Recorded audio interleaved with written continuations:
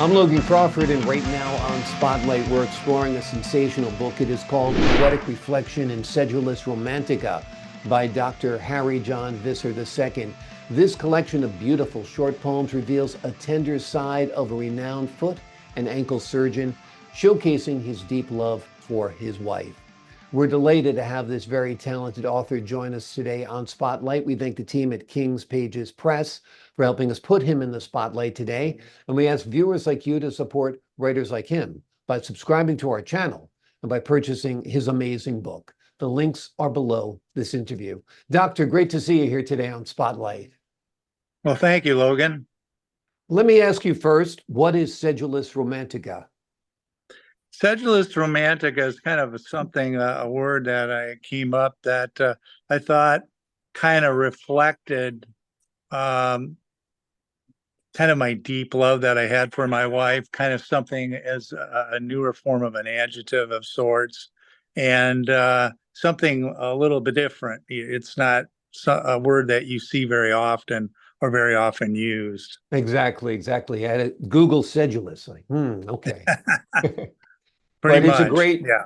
it captures your attention, which is also part of the craft of crafting a great book as well. Let me Right. ask you this, what inspired you to share these beautiful poems and share your poetic side with the public as well? Well, as I said, I didn't really know that I could really write poetry, to be honest with you, because my training was all obviously science. Mhm. And obviously in college, we had to take the humanities, which were required for our pre-medical education, but not much beyond that. I didn't really take a poetry course in college at all.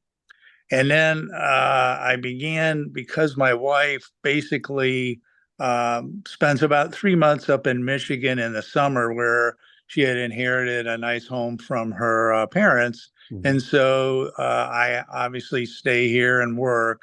And so the separation, I kind of think what triggered it and started it.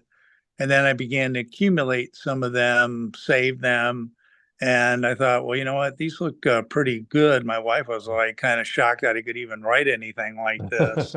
And she didn't really promote me to go ahead and try to put this in book form, but I thought I would give it a try because I had accumulated a fairly large number. And so I ran up by the Christian publishing company, and they basically gave me the go ahead pretty quickly once I had submitted the poetry. Wonderful. Well, we can see why by reading the book. Um, Absence then does make the heart grow fonder, right? There's no doubt about it. You have to have something motivate you to write poetry for sure. Yeah. When it comes to poetry, you have to have some form of a motivational factor to come up with these, and that's what obviously helped here. So next you'll be saying to her, honey, could you go to Europe for 6 months? Because I want to write a novel. Well, we certainly have gone to Europe because I've lectured over there quite a bit.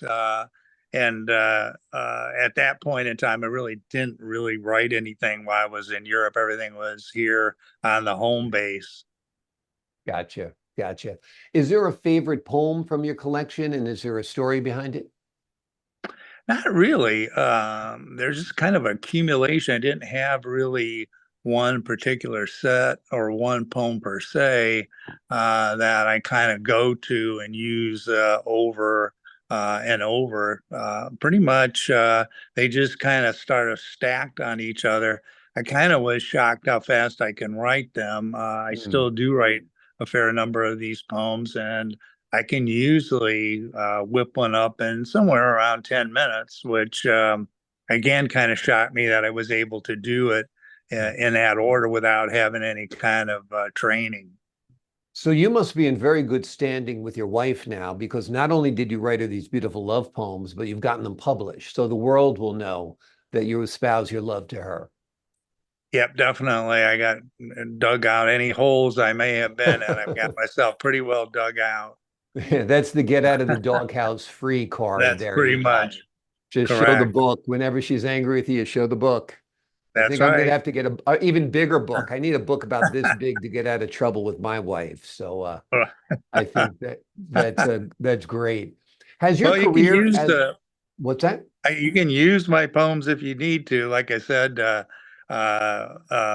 if people are obviously would like to use these poems in certain instances, I am more than happy to allow them to do so, and they can say they write them. That it really doesn't, bother me one way or another that way. Sounds great. That way I don't have to have Chat GPT writing my love poems anymore. I can just borrow yours. You can just pull up that book. That sounds great. Has your career as a medical professional influenced your poetic journey at all?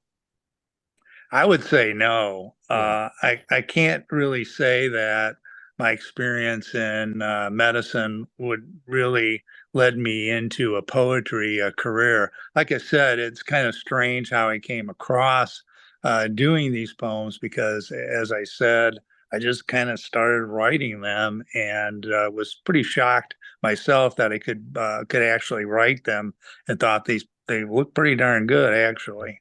Yeah, yeah. Well, I guess it's also the aspect of using that other side of your brain. Not that medicine, of course, isn't creative, but the art side of your brain is nice to use as well. Tell us what you hope readers take away from your collection of poems.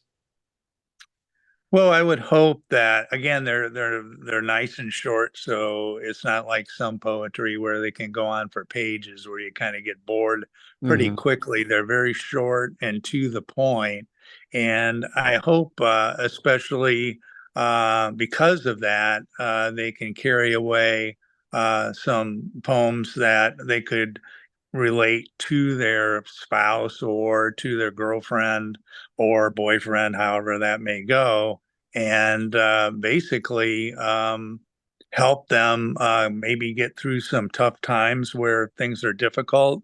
As I said, women really do like poetry. Men kind of forget that because Yeah. they never really use it. Certainly, they go to the flower route often, which helps for certain. But again, something like that, I think they would find would be more mysterious and strange to them, and I think that they would feel that you've gone out of your way to actually show that you care about them. Yeah. Flowers, yes. Chocolates, yes. A card, always. A Yes, card with a poem inside. Bingo. That's you the got it. secret recipe, I think, to having a happy wife, which of course leads to a happy life. Tell us a little bit about your work as a doctor. Well, I've been in practice now, since 1981.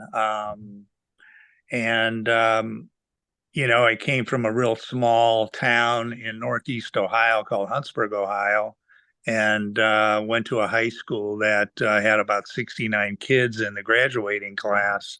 So then I went to a small rural liberal arts college called Hiram College in Hiram, Ohio, whose claim to fame was that James Garfield was the president at one time. It actually originated in 1850. So, and then I did my medical training in Cleveland at Kent State University Mhm. and graduated from there. And then did my residency training in St. Louis, and that's how I began in St. Louis and stayed there. And I was lucky after only about 4 or 5 years out in practice because I was very, very much interested in medical education to become a residency director, and actually still am. I've run a program now that I have 15 residents, and I've Mm. trained about 140 residents. Wonderful. So that's an intricate part of my experience with medicine. Is I have a private practice, and it's a fairly stout surgical practice. So it's combined with training these young people along with actually treating my own patients. Wonderful. Wonderful. Well, as an overpronator, I can tell you a foot and ankle surgeon is a very, very vital part of our society. You're doing God's work out there, helping us ambulate to the best of our ability, Doctor. And of course, you've opened up our hearts and our minds with this collection of poems as well. It is called Poetic Reflection in Sedulous Romantica. It is written by Dr. Harry John Visser II. It is a beautiful collection of short poems that reveals the tender side of a renowned foot and ankle surgeon and showcases his deep love for his lovely wife of decades.